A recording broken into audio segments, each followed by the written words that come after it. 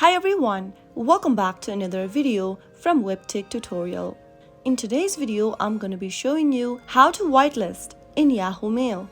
To whitelist an email address in Yahoo Mail, you can do it in a few simple steps. The first thing to do is to open your Yahoo Mail application, or you can also sign into yahoo.com on a web browser. Make sure to log into your account by entering the credentials, and then from the main home page of Yahoo Mail app, go ahead and tap on the inbox option at the bottom left-hand corner. Now, the trick is to move email from spam. Tap on the spam option from the list and locate the email you want to whitelist and tap on it. Now, at the bottom of the screen, tap on the move icon, which should look like a folder with an arrow, and then tap on inbox. Soon after you do that, you will be able to whitelist an email on Yahoo Mail. Whitelisting ensures that you receive emails from trusted senders, and you can do so by moving your spam email to inbox. So that's how you will be able to whitelist in Yahoo Mail within a few minutes.